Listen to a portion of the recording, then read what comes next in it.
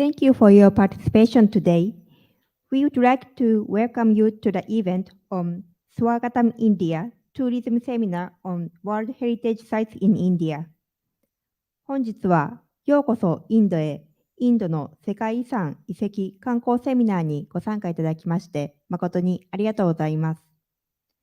First, I would like to invite Mr. Mayank Josh, Deputy Chief of Mission, Embassy of India, Tokyo, to make opening remarks. はじめに、在日インド大使館首席講師、マヤンク・ジョシュより開会のご挨拶をいただきます。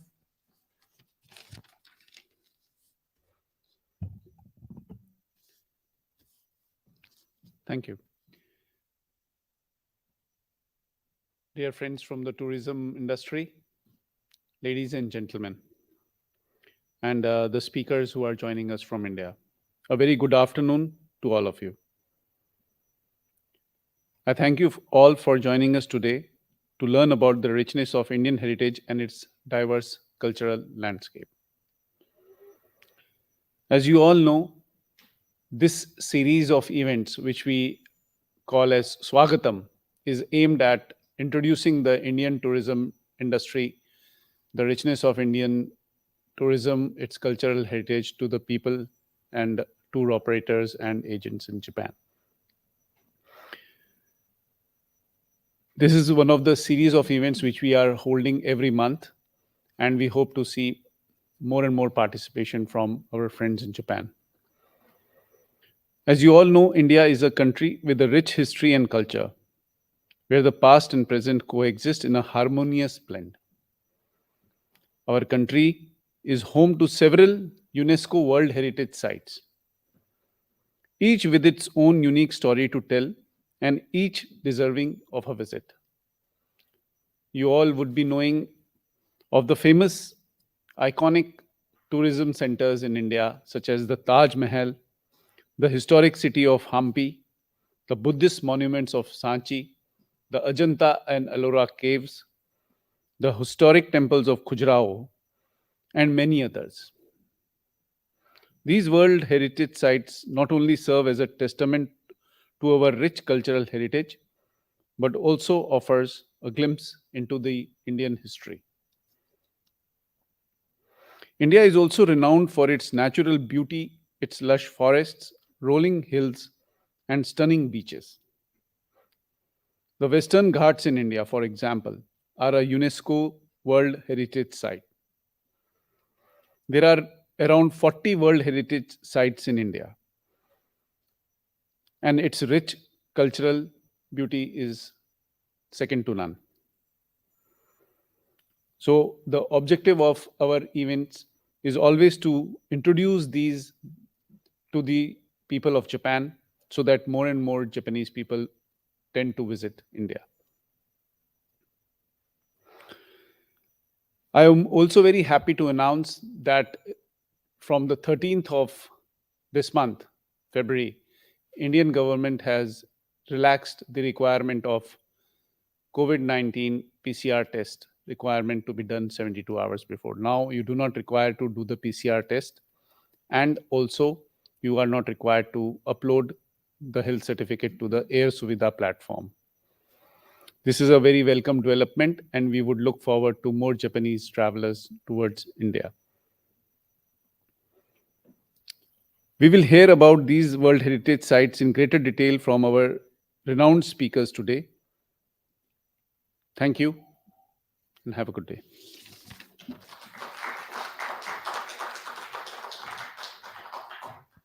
Thank you very much, sir. Next, we will play a video on World Heritage Sites in India. Please see the screen. 続きまして、インドの世界遺産遺跡についてのビデオを上映いたします。スクリーンをご覧くださいませ。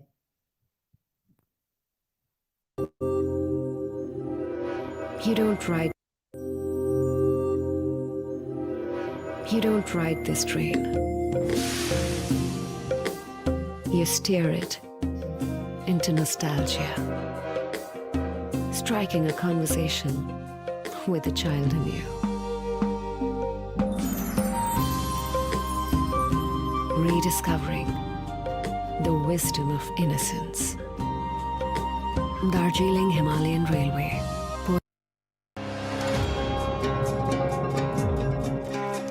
A love letter. A woman builds for her man. A promise fulfilled in the afterlife. Dreams and unsaid words live here, sharing sweet nothings. On the lap of the hill, the kingdom exists of law and order and melodies rare, of love and luxury, and of memories that create history. The What does it take to become a heritage city? To find out, walk past these havelis and bird feeders. Take note of the delicate Indo-Islamic art. Notice the morning azan, the evening temple bells. 600 years of stories to explore.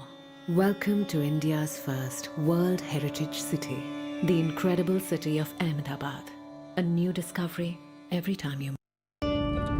Each nook in Ajanta and Ellora narrates a handcrafted saga of life, love, art, and mystery.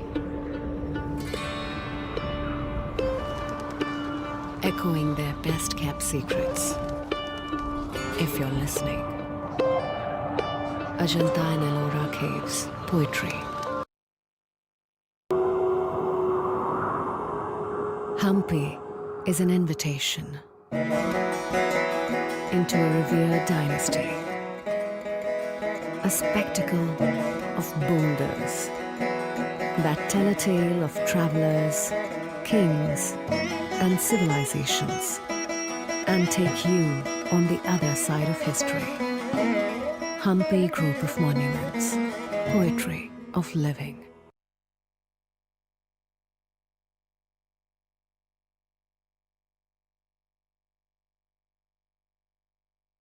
We would like to request Ms.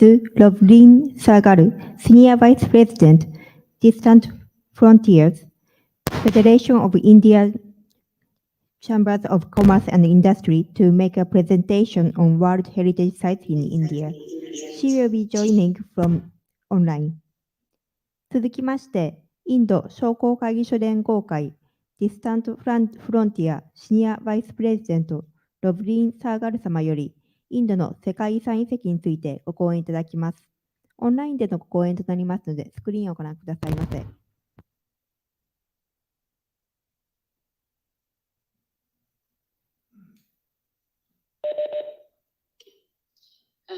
Good afternoon, everybody. Good afternoon, distinguished guests and Your Excellency, Ambassador, Mr. C.B. George. Thank you for giving me the opportunity to speak today on behalf of FICCI. I'm going to speak about the tangible and intangible heritage sites of India. Please bear with me while I share this presentation.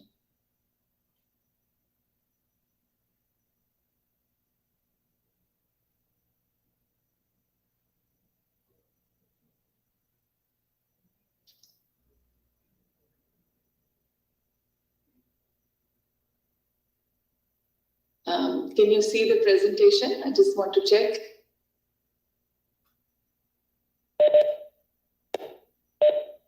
Okay, thank you. So I'm talking about the World Heritage Sites in India. India accepted the convention on 14th November 1977, making all our sites eligible for being listed as World Heritage Sites. And India is the 6th largest number of World Heritage Sites in the world. There are 40 UNESCO World Heritage Sites that are tangible, spread across the country, out of which are 32 cultural sites, 7 natural sites, and 1 is a mixed site. Apart from the above, India has 14 intangible World Heritage Sites recognized by UNESCO. and there are 7 related to Buddhism and 8 related to Hindu temple sites. So I'd like to speak a little bit about tangible heritage. So UNESCO defines it as buildings and historic places, monuments, artifacts, etc., which are considered worthy of preservation for the future. These include objects significant to archaeology, architecture, science or technology of a specific culture. Tangible heritage is the one which has a physical presence. They may be movable or immovable. So they're mostly very varied. We'll go deeper into that. But first, what is intangible heritage? That is not about monuments and a collection of objectives. This is basically tradition or living expressions inherited from our ancestors and passed on to our descendants, such as oral traditions, performing arts, social practices, rituals, festive events, knowledge and practices concerning nature and the universe, or the knowledge and skills to produce traditional crafts. They are spread across India. As you can see in the map of India, that they are across board, all over, evenly spread, ranging from the 10th century BCE onwards. These sites have been identified. So here is a list of sites that are ancient, that are between the 10,000 BCE and 7th century. So as you can see, there are a lot of Buddhist sites here. There are rock shelters of Bhimbetka that are drawings in the caves in Madhya Pradesh, in central part of India. Dholavira, which is a Harappan city dating to the earliest times of civilization, one of the first civilizations in Asia. So that is the Harappan city in Gujarat. Ajanta caves in Maharashtra, and Buddhist monuments such as the Sanchi Stupa in Madhya Pradesh. There is Mahabodhi temple complex at Bodh Gaya in Bihar, Nalanda also in Bihar. Then we have the caves in Maharashtra, which are Elephanta caves, which are just off Mumbai, and Ellora caves near Aurangabad. These are some of the iconic Buddhist sites. Then, as we go down south, we have Mahabalipuram, where we have a group of temples near Chennai, and these are really beautiful along the coastline of Chennai. Then there is the Patadikal near Badami in the Deccan part in Karnataka. Sorry, I think you can see my screen better now. Thank you so much. Cultural sites belonging to the medieval period, that is the 8th century to the 16th century. There's a long list here as well. And as you can see, they are spread all across. Some of the iconic ones here are the Khajuraho group of monuments in Madhya Pradesh. These are temples of the 8th century, and they are really amazing. People come from far to see them. Then the Sun Temple in Konark in Odisha, which is a precursor, people say, to the Angkor Wat in Cambodia. And a lot of Southeast Asian influence happened from the Sun Temple in Konark. And I think this is one of our primary living temples that is a worth visit. Then, of course, there are more temples in the south in Telangana, and the living temples, the Chola temples in Tamil Nadu. Then in the medieval part, we have a whole lot of Mughal monuments, which are the first minaret of India, the Qutub Minar. It is in New Delhi. Then, of course, the Taj Mahal in Agra, and the Red Fort in Agra, and in Delhi, the Red Fort complex. Fatehpur Sikri, which is also near Agra. So when you are doing the Golden Triangle tour, when tourists are visiting, these are some of the monuments they must see. Other than that, we also have the churches and convents of Goa, the hill forts of Rajasthan. Some of the well-known forts include Chittorgarh, Ranthambore, Jaipur, Jaisalmer. In fact, the Jaisalmer fort is one of a kind, unique fort made of mud, and it is fully mud made fort, and there is a fear that it will go extinct, so there's a lot of work being done to preserve that. The Buddhists and Jains in this period established a lot of stepwells for the travelers who were passing through, the traders who were passing through to rest and also have a source of water. One such example is the Rani Ki Vav stepwell at Patan in Gujarat, which has beautifully carved Buddhist and Jain figurines on its walls. And it was kind of a rest for the traders as well as the Jain monks who were passing by. Then, I want to go back and talk about Hampi here. His Excellency, Mr. George, also spoke about Hampi in his when he was speaking just now. And Hampi is one of the lesser recognized and I think undersold destinations in India. Many tour operators don't think of Hampi when they are first coming to India. And I think this is one of those secret gems that India has that must be explored and must be visited. It is a whole city on similar lines as Angkor Wat, and it probably dates even back than the Angkor Wat. Then we talk about the cultural sites belonging to the 17th century to the 19th century onwards.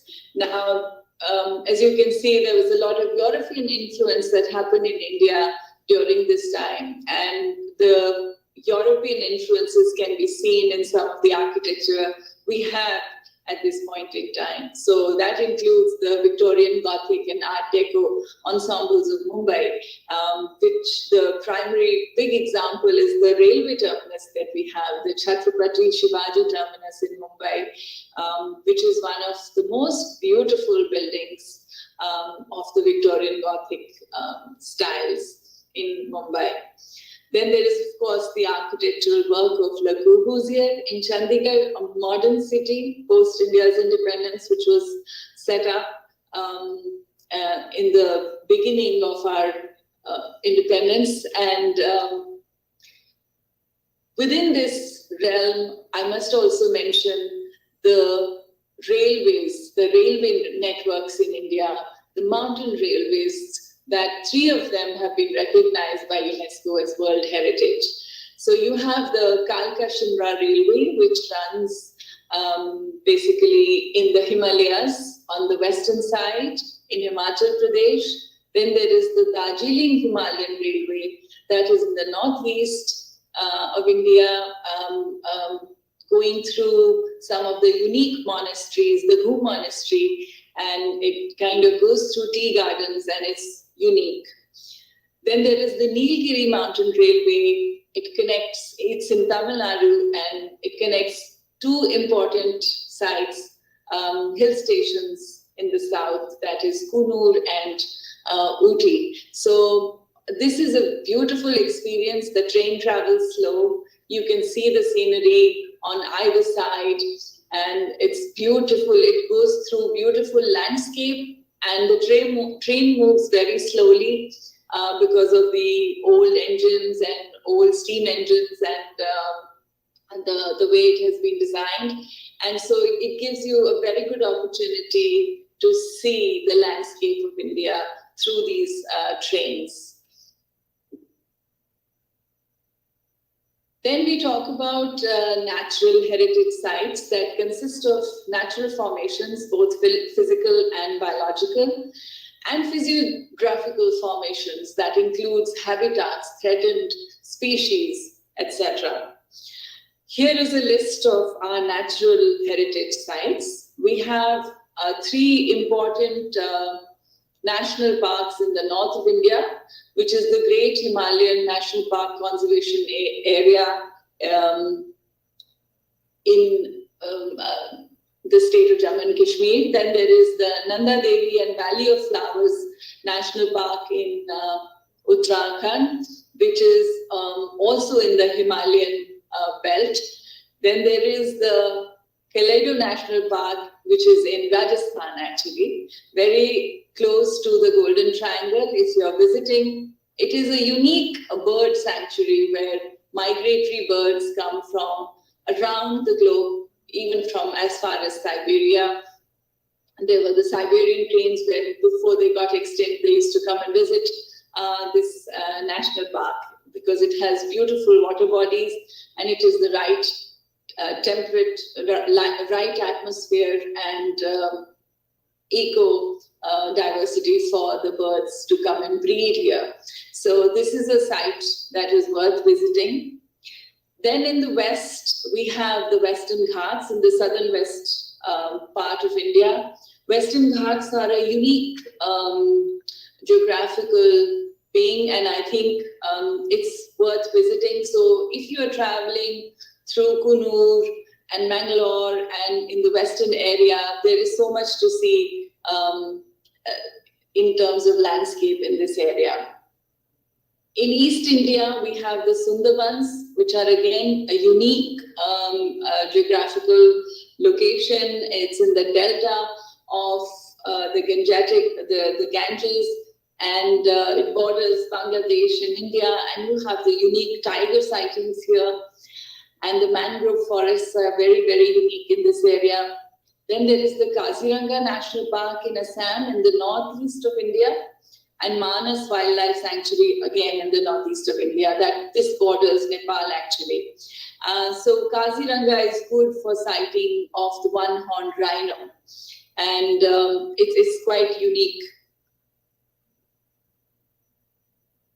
In terms of mixed heritage sites, from the point of view of science, beauty, it's basically mixed. This is the Kanchenjunga National Park in Sikkim, which is a combination of things, not just heritage, but also it is an important Buddhist site. Now we come to some of the important Buddhist sites. There is a lot of interest in Japan for pilgrimage, for people wanting to travel to the Buddhist sites. These are some of the World Heritage sites related to Buddhism. The Ajanta Caves in Maharashtra, which is basically in Aurangabad, and you can go from Mumbai. The Buddhist sites at Sanchi, this can be approached from Bhopal in Madhya Pradesh. Then the Mahabodhi temple complex at Bodh Gaya in Bihar, and the archaeological site of Nalanda in Bihar. This was one-of-a-kind university in Nalanda, one of the first universities in the world probably that were Buddhist. The Elephanta Caves are also of Mumbai in Maharashtra, and I spoke about the Ellora Caves earlier. They are also in Aurangabad. Then the Kanchenjunga National Park also has the Buddhist connection. So these are some of the sites, and I'm sure they can be woven into one tour or many tours, depending on what the tourists are interested in. I'd like to speak a little bit about the intangible heritage of India as well. The oral traditions are a very important part of intangible heritage. It can't be measured, but it can be seen. So it includes performing arts, social practices, rituals, and festive events, the knowledge and practices concerning nature and universe, and also traditional craftsmanship. So here are some of the intangible heritage things that India is known for. The social practices, rituals, and festive events include the Durga Puja in Kolkata. This happens once a year around the time in October. It's a very festive occasion where Goddess Durga is the center of all the festivities. Then there is the Navroz festival, which has been recognized. It is in and around Mumbai. The Parsi community that came to India from Iran is settled here, and it is a festival that has got the intangible heritage recognition. Then there is the Kumbh Mela that happens in various places. It's a religious, holy festival celebrating the universe's stars, astronomical importance of that day, and the worshipping of the river is important at this point of time. So many Indian sages, sadhus, and people of religion come and gather in Allahabad, in Varanasi, and in Rishikesh. And it happens in 2 or 3 places in northern India, around the Ganges. And it's very, very important for the Hindus in India.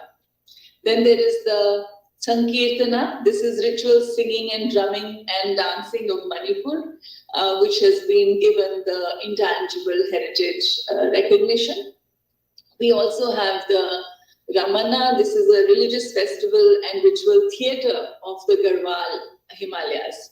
So this is the eastern part of Uttaranchal, a state in the Himalayas of India, where this particular religious festival it's basically a theatre. So this has been recognized as intangible heritage. Then in terms of performing arts, we have the Chhau dance of West Bengal, Odisha, and Jharkhand. This is common to all the 3 states. There is the Kalbelia folk dance of Rajasthan. This has been linked to the flamenco dance in Spain, and who knows which has inspired which. And this is the beauty of intangible heritage, that when cultures come across each other, they influence each other. And so the flamenco dance is known to have been inspired by the Kalbelia folk dances of Rajasthan. Then there is the Sanskrit theatre called Kutiyattam in Kerala that happens. And it is a unique kind of theatre that happens in a classical language of India called Sanskrit. There is the Ram Leela. This is the traditional performance of the Ramayana. Ramayana is an epic. It's a holy book. Every Indian knows it by heart. And there are 14 days in the month of October when this Ram Leela is performed over a period of 14 to 15 days. And it culminates in a festival called the Shera, which is basically the victory of good over evil. And so Ram Leela as a theatre performance, the entire play, the entire Ramayana is played out in theatre style across India and in different formats. And this has been given the intangible heritage recognition. Oral traditions and expressions. The Buddhist chanting in Ladakh, a recitation of sacred Buddhist texts in the Trans-Himalayan Ladakh region have been recognized as intangible heritage. And so has the Vedic chanting, tradition of Vedic chanting recognized. It has a spiritual quality, and you can actually go into a trance just listening to the entire chanting process. Then some important, interesting things. The yoga, everybody knows about yoga. India celebrates the Yoga Day now every year. And yoga has been given the World Heritage recognition. And a very unique craft of making utensils in the region, in Punjab state in the north, in Jandiala Guru has been given the intangible heritage recognition. So this was something new I didn't know, and I learned while I was researching for this presentation, that a craft as unique as brass and copper utensil making could be also given this beautiful recognition. So here I want to talk, I spoke a little bit about the Conference of Cultures and Intangible Heritage. And may I add a little bit here by saying that many symbolic remnants of India's intangible heritage are very clearly visible in a host of southeastern countries, including Thailand, Cambodia, Malaysia, Indonesia, etc. Similarly, the intangible heritage and culture from across the East have penetrated Indian sensibilities and cultures, not just in the northeast of India, but also across through Deccan, through the Chettiars who were traders.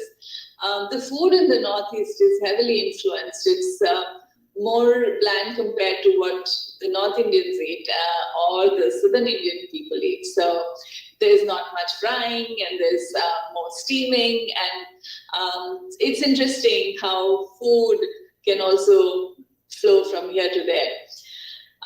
So this is a well-known fact that in the 6th century, Buddhism traveled to Japan from India, and the first recorded visit was of an Indian called Bodhisena in 752 CE to Nara.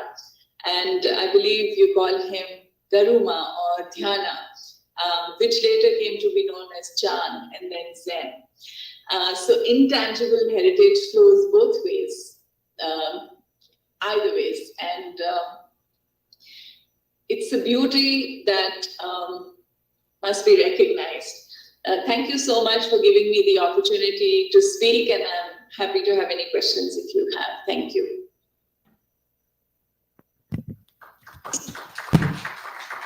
Thank you very much, ma'am, for your presentation. Next, I would like to request Mr. Manmohan Singh Sani, member, Indian Tour Operator Committee, to make a presentation on World Heritage Site in Golden Triangle. 続きまして、インド観光事業者委員会、マンモーハン・シン・サーニ様より、ゴールデントライアングルにおける世界遺産についてご講演いただきます。皆さん、こんにちは。ナマステ。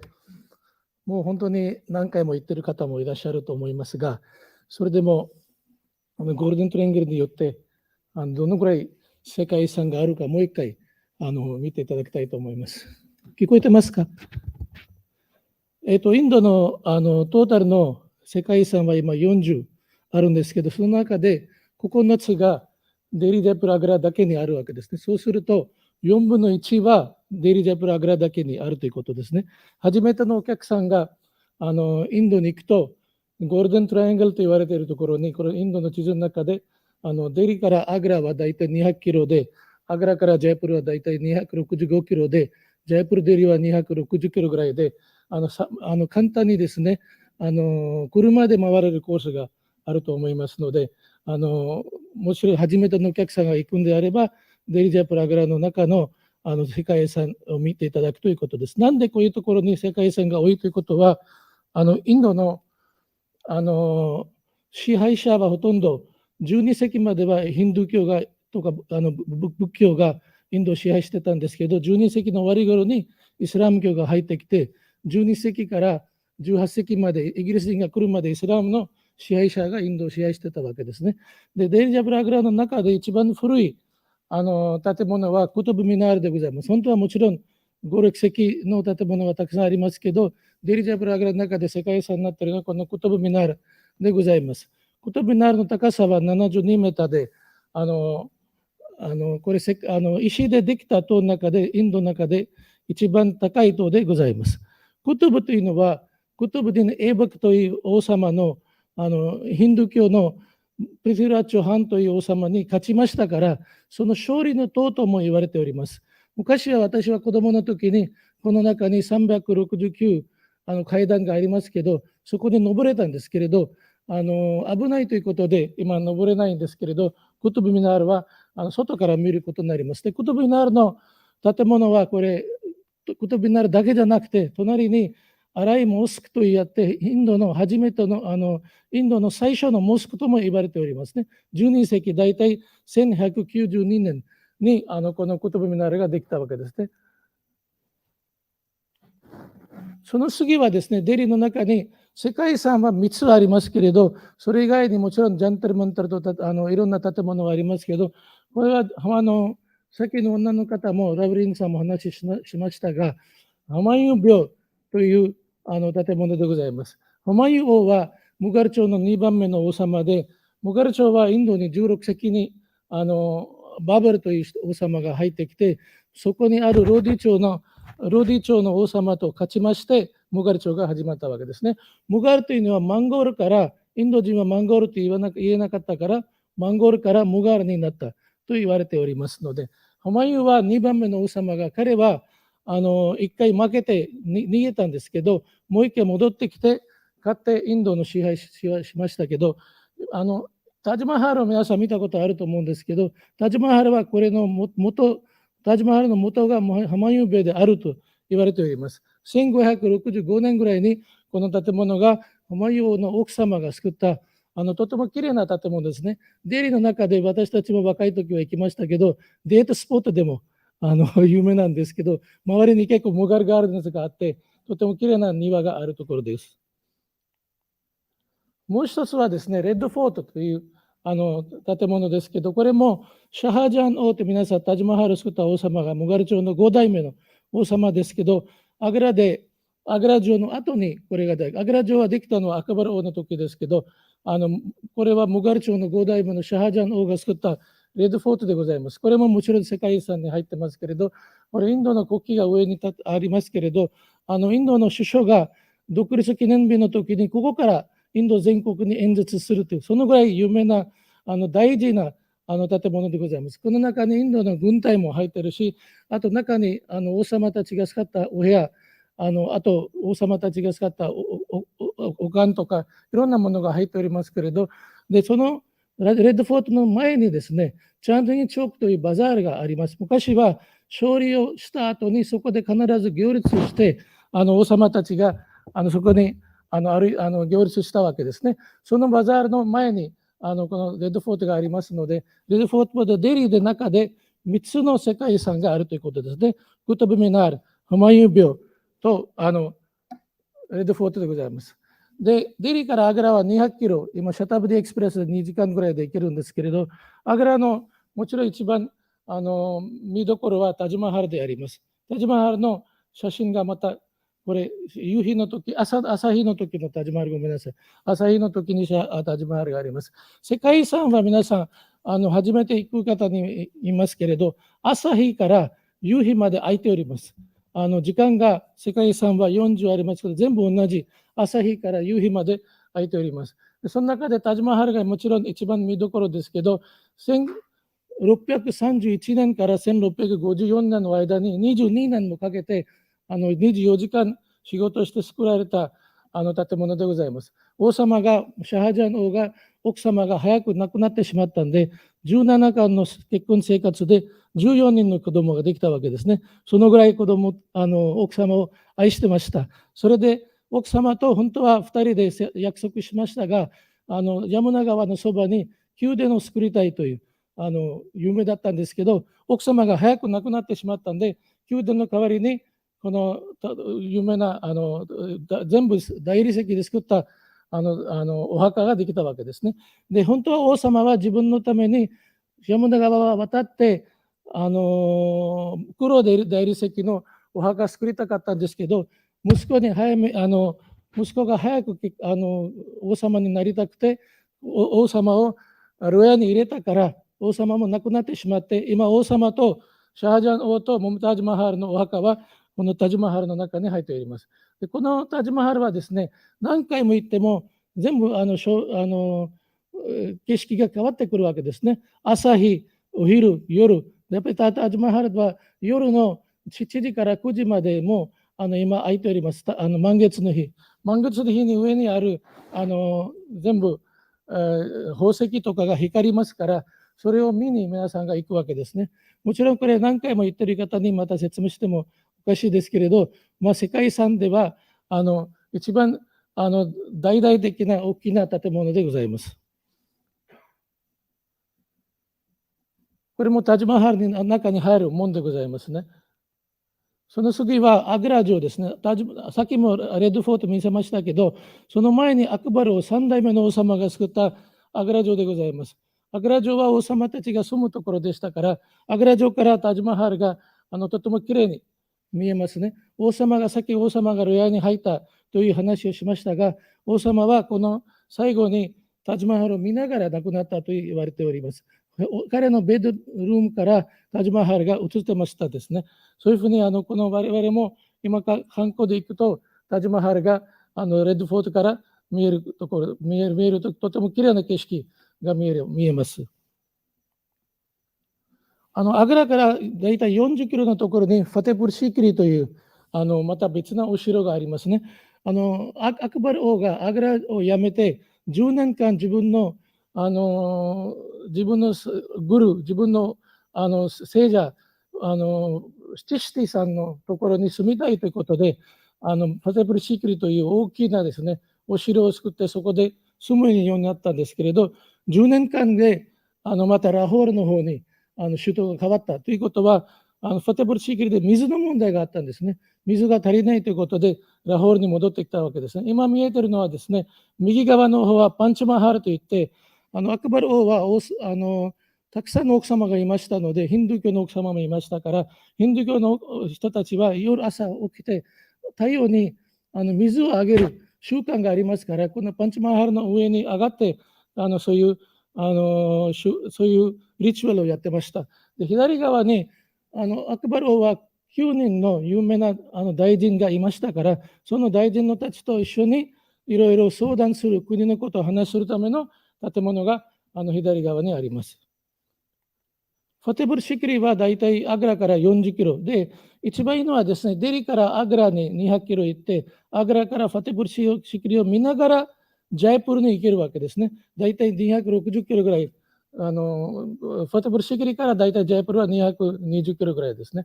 で、ジャイプルの中でもですね、ジャンタル・マンタルという、ジャイプルの町はだいたい270年前にマハラジャ・ジャイシンという人が作った町なんですね。インドでは初めての計画された町でございます。だから名前はジャイシンのジャイがジャイプルになったわけですね。皆さん多分知ってると思いますけど、プールがついている町はヒンドゥー教の王様たちが作った町でございます。ジャイプル、ウデプル、ジョードプルの町は全部ヒンドゥー教。オランガバード、アイムダバード、そういう町は全部イスラム教の王様たちが作った町ですね。で、ジャイプルのマハラジャ・ジャイシンは天文関係が大好きでしたから、ここに22天文関係のいろんなインストゥルメントがあるわけですね。日時計、ここで昔から時計がありますから、太陽の光で時計で時間が測ることができます。それ以外に惑星とか星とかのものが全部このジャンタルマンタルで見えます。これも世界遺産になっています。これはシティパレス、今現在住んでいる王様の住んでいるところの隣にありますから、シティパレスもとても有名な建物でございますけど、世界遺産じゃないですね。でジャンタルマンタルの後にジャイプールの町自体が、さっきもラブリンさんの話で、アイムダバードが一番最初のヘリテージシティでしたけど、その次にジャイプールがヘリテージシティとしてインドのヘリテージで世界遺産になっております。なんでかいうと、やっぱり270年前の計画した土地と、あと、たくさんのハベリはいろんな人、有名な人たちが住んでる人、お金持ちが住んでるところとか、あと、ピンクでできている町ですね。ピンクシティは全部ヘリテージに入っているわけですね。ジャイプールがそれで有名なんです。ピンク色でできている、作ってある、この隣見えるわけですけど、ジャイプール自体が非常に楽しく歩ける街ですね。大体ジャイプールは皆さん2泊するわけです。1泊は観光して、1泊は自分でバザールとかに歩いたり、いろんな人たちのアートを見たり、芸術の街とも言われております。で、最後にはなりましたけど、今見えているのはアンベール城でございます。これもですね、ヒルフォーツ・オフ・ラジスタンという世界遺産になったわけですね。この中にさっきラブリンさんも話したんですけども、英語でしたから、こちらで見ると、アンベール城はジャイプールで、チットールガルフォートは大体ウデプールに近いですね。コンバラガルフォートもウデプールに近いです。ランタンボールは皆さんも知ってると思いますけど、有名なワイルドライフサンチュリーもあります。そこで虎が見えます。そこにもお城があります。で、ガグランフォートもジャラワルシティの近くにありそうですね。で、アメールフォートはジャイプールにあります。ジャイサルメールフォートはジャイサルメールシティ。皆さん、マハラジャというよくわかると思いますけど、昔、ムガル朝が行った頃は、それぞれの町ではマハラジャがいました。でムガル朝に頭下げてる人もいるし、ムガル朝と反対してる人もいました。特にウデプルの王様たちは、ムガル朝と戦争して、最後まで頭下げなかったわけですね、イスラム教徒。他はみんなムガル朝と一緒に仲良くやってました。だからムガルの建築とインド・イスラムの建築が大体このアベール城にも見えますけど、全部のフォートは山の上にあるのは敵がやっぱりよく戦争の時代でしたから、自分たちが上にいれば敵に勝つということだったわけですね。だからヒルフォーツ・オブ・ラジャスタンというのも世界遺産になっております。で、これ簡単でございますが、9つの3日間だけでも4日間だけでも9つの世界遺産が見れて、それ以外にも他に観光、食事、いろんなことが見えるわけですから、今日私はデリジャパラグラを頼まれたんで、この辺で失礼いたします。ありがとうございました。ちょっと駆け足でしたが、すいません。ナマステ。ありがとうございました。Next, I would like to request Mr. Marcus, President, Indian Tour Operator Committee, to make presentation on tourism promotion and World Heritage Buddhist Site in India. 続きまして、インド観光事業者委員会プレジデントマルカス様より、インドにおける観光振興と仏教世界遺産についてご講演いただきます。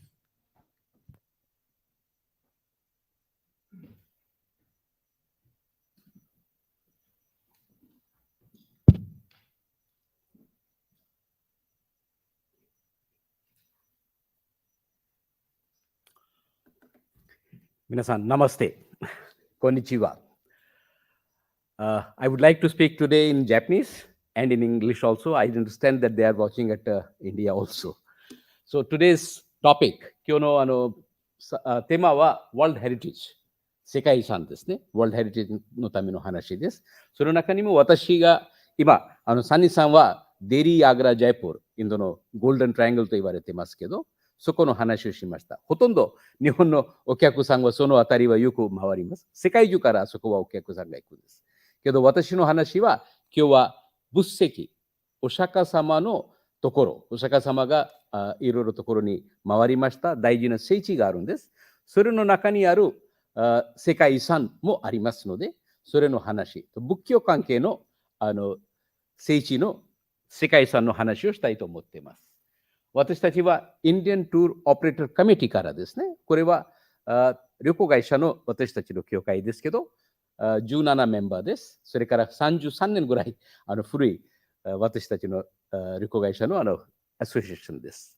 そこから私たちはこれを今日皆さんに紹介しております。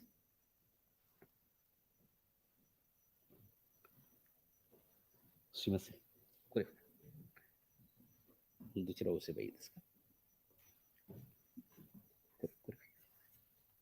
Thank you. ありがとうございます。今日はマニシさんからも発表されましたですね、DCM からです。とてもいいニュースですね、旅行会社のために。ちょっと私たちはとても困ってたんです。今、コロナの時期、3年間も仕事がなくて困ってて、少しオープンしたんですけど、また中国の方からコロナが増えているということで、急にインドの政府は今年に入って1月の1日から PCR は必要になってしまったので、また観光客はちょっとインドへ行くためには難しくなったけど、この13日、2日間前からそれは一応また取り上げられたので、これで発表されたので、私たちはまた力入れてツアーは売ることができます。同じふうにインド人もここ来るときは困ってたんです。帰るときはPCR 検査がいりますと、ちょっとお金もかかるし、時間も取らないという問題だったんですけど、それが解決できたので、とても嬉しいです。本当にインドの政府には感謝しております。それから最近のニュースですね。インドでは今、ハイウェイにはとても力を入れています。ハイウェイは聞いたことは、1日にだいたい 38km も成立作ってますので、とてもスピードで作ってるんです。それの中にこれ、ジャイプールのために、ジャイプールですけど、ダオサというところから取っていきますと、そこまでオープニング、先週オープンしたばっかりです。デリーからムンバイ、皆さんご存知でしょうね。とても大きなインドの街です。大体1700キロですけど、長い時間かかってたんですけど、全部短くて13時間に行けるように今努力をしてるんです。今までジャイプールの場合は大体5時間ぐらいかかってるんですよ。車で行きます。距離的には250キロしかないです。日本だったら2時間ぐらいで行けますけど、インドの場合は長い時間かかってたんです。今このハイウェイができてから多分3時間以内に行けるじゃないかなと言われています。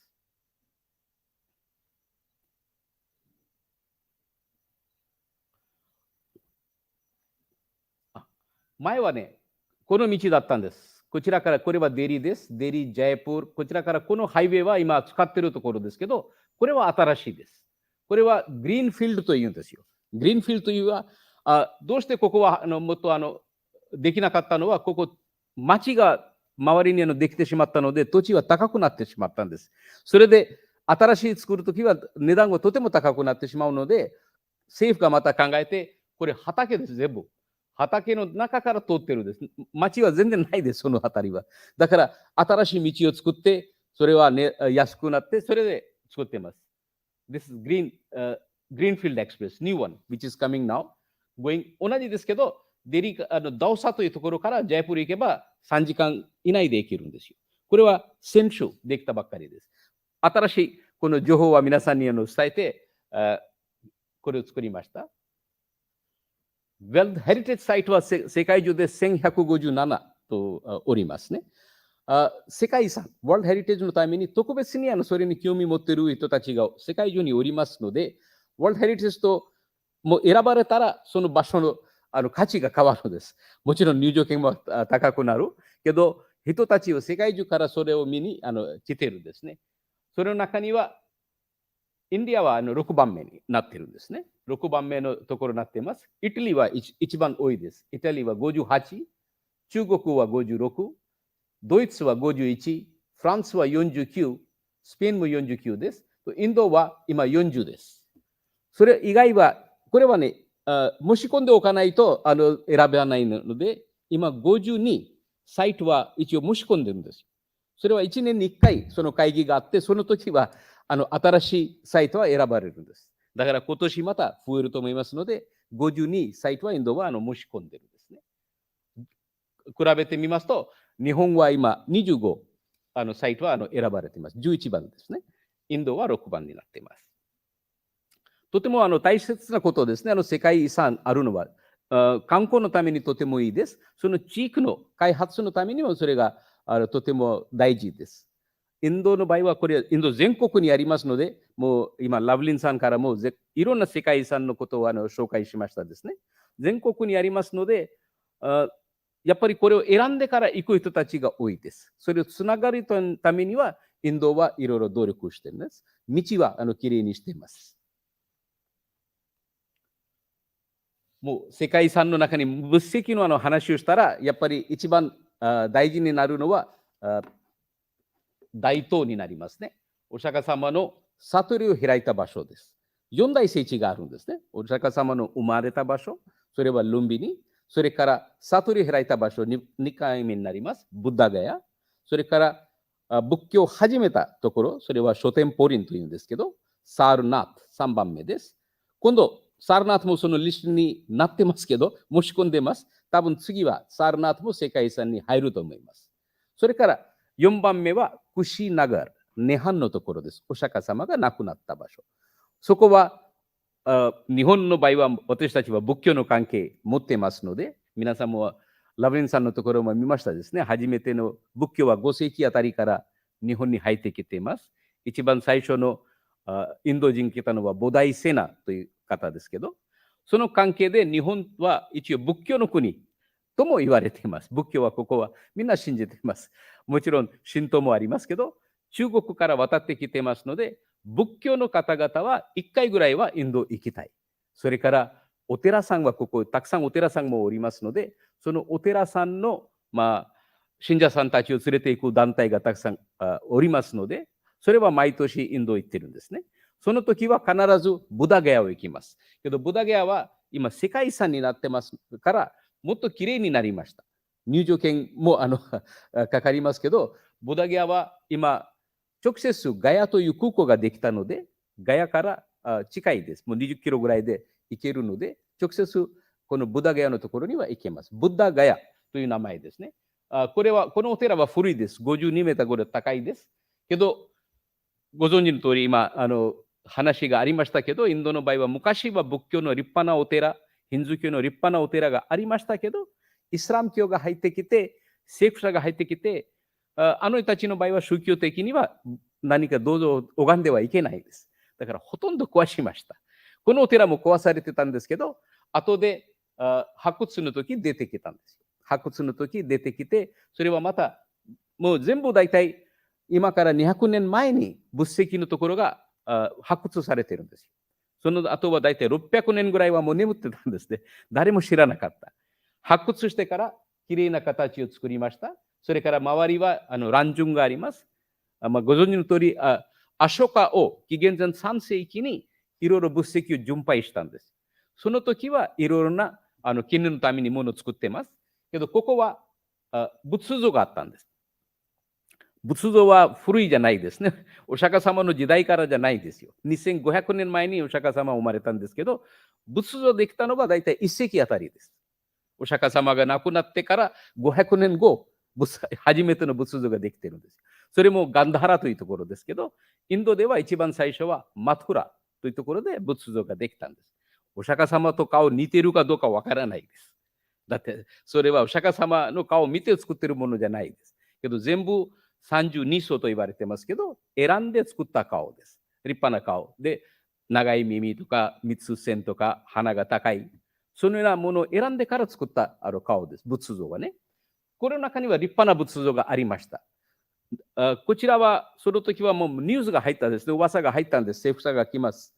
だから、守るために、わざわざこれをカバーして、土で全部埋めて逃げたんです。だから、下の仏像がとてもきれいに、仏像、その4世紀の仏像が残ってますよ。これのお寺の1階と2階に仏像がありますけど、1階は本堂の中にある仏像は立派なもの、古いものがちゃんと残っています。だからここはお祈りしています。この辺行きますと、石柱、アショカオの石柱もあります。立派なところです。世界中から人たちが来ています。これは、どうしてこれは大事ですか？ここは菩提樹の木の下にお釈迦様を悟りを開いたんです。ぜひ、皆さんは1回くらいはこれを見てください。とても大事な聖地です。インドの田舎の方になります。ビハール州。ビハール州の中のありますので、ビハールという言葉も、ビハラからですね。仏教のからです。ビハラ。たくさん僧院があったので、ビハラの意味は僧院。僧院のところですね。これは、仏石の中にはとても有名なは、ナランダ大学ですね。ナランダは、お釈迦様の時代に、お釈迦様、これはパトナから近いです。パトナから90キロぐらいですけど、これもビハール州にあります。前はお寺みたいなところあったんです。お釈迦様も時々その辺りに行ってたんですけど、大学は後になったんです。仏教の大学です。ここは見えているのは龍城線ですけど、龍樹線、朝のお祈りのためにここ行くんです。これから近いです。このナランダ大学ですね。そのナランダ大学で、玄奘三条さん、ヒョンさんは勉強したんですよ。勉強して、あそこの先生になったんです。この玄奘三条さんは、三条法師はとても大事な方です。仏教のために。この方は勉強して、それからあそこの先生になって、彼が全部リポートを書いたんですよ。それは CUK と言われていますね。Western World Record。あの方が全部仏石を巡拝したんです。全部リポートに書いてます。どのぐらい離れてますか？それはどの方向にありますか？書いているので、発掘の時はとても助かりました。それによってみんな見ていますので。今もそれを使いますね。それの距離が書いてますけど、全部リですね。中国の言葉にリ、1リ、だいたい4キロぐらいで、それがあります。こちらは今はとても観光客は大勢行ってるんですよ。これはシャリホツ。お釈迦様の十弟子の中にシャリホツという弟子がおりましたので、そのシャリホツのお墓です。ストゥーパです。そのためにこれがありますので、周りは全部大学の跡です。見たら分かるようになってますので、もう1500人ぐらいは先生たちがおりました。5世紀から7世紀のあたりです。その時は世界中でこのような大きな大学はないんですね。3つ大学は、仏教の大学は有名ですね。ナランダ、それから一つは今、ネパールの、ごめんなさい、パキスタンの方にあります。タクシュシラとウィクラムシラ。この3つ大学は仏教のための有名な大学です。このような一石見ますと、インドの偉大さ、どのぐらい勉強は好きだった。今もこのような大きな大学はないです。10平方キロメートルの中にこのものがありましたけど、今は多分1平方キロメートルだけは発掘されているんですね。これも立派な一石です。それから、もうどこでも行きますと、このアジャンタケーブですね。アジャンタ、エローラ。この2つ仏教のために、仏教のお坊さんたちが、修行としてこれを作っているんです。これも山の中にありますので、バティの形ですけど、下にこの辺りは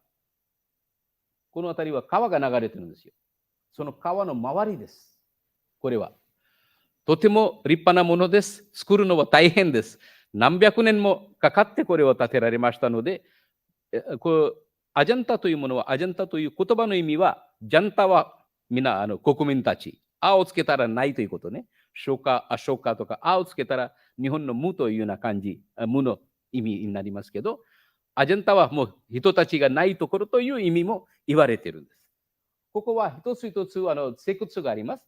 石窟の中にアジャンタは壁画のためにとても有名です。その壁画はもう今でもそのまま残ってますので、その壁画、ペインティングスはとても有名です。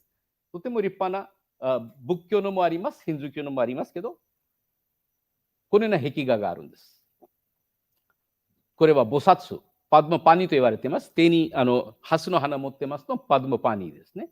これは飾り物を見ますと、その時代のインドの豊かさを分かります。これはとてもきれいな飾り物ですよ。この王冠を見てください。その時代にこのようなものを使ってましたので、女性たちの着ているものとか、この壁画のためには、アジャンタ、とても有名です。世界遺産です。オランガバードからここ行くんですけど、112キロぐらい離れてますけど、世界遺産のためにコースがあると、ムンバイからも近いので、オランガバードとムンバイから、そのコースを取りますと、アジャンタ、エローラ、それからサンチとムンバイ。ムンバイの場合はまたエリファンタケーブスとかそれも見るんですけど、このようなアジャンタ、エローラのところは、とても有名です。本当にその時代は、このような王冠とかそれを見てわかります。エローラ。これはまた面白いです。これは作るときは、どのように作ったでしょうか。全部掘ったんですよ。上から下の方に岩です。岩一つです。一つ岩を掘って、ここを作りました。これはヒンズー教のお寺です。これ、ケラシュというお寺です。一番真ん中にありますね。これは全部周りはいろんな彫刻があります。エローラは彫刻のために有名です。石を掘ってます。だから上から下、前から奥の方に掘りましたので、もう見たらみんなびっくりします。驚きます。どのような形で誰が企画したんですか。それが一個一個やってますけど、少しも崩れたらもうやり直し。そのまま未完成の石窟はたくさんこれの中にも残ってます。何か石が硬いか形がよくできなかったか、それでは残っているところもありますけど、これの中には3つ宗教の石窟があるんですね。1から12番目は仏教です。12個。それから全部で34です。それから13から29はヒンドゥー教です。この中にこのエローラの一番真ん中にあるこのお寺がケラシュというお寺がありますけど、30から34少しジャイナ教。インドの場合はヒンドゥー教の枝と言われています。日本の皆さんはどうして仏教が少ないということでよく驚きますけど、仏教が生まれた国なのにどうして仏教が少ない。それはやっぱりもともとはヒンドゥー教からみんなヒンドゥー教の一つ枝になってますので、ヒンドゥー教の中にお釈迦様は生まれて、新しい考え方出したのは、それは仏教とジャイナ教。ここ見たら、全部一緒に見ますと、それはよく理解できるんですね。全部で実はここ100個ぐらいはあるみたいですね。全部ありますけど、34個だけはここにまとめて外国人とか観光客のために今開けておいているんです。これはエロラというところですね。このような石窟の中に、このいうふうにお釈迦様の彫刻があるんですね。仏像が、ストゥーパの形もあります。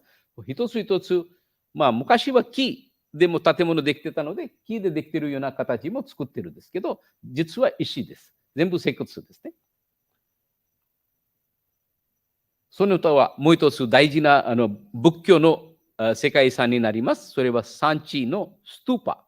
ストゥーパという言葉、日本語では外場と言われてますけど、ストゥーパです。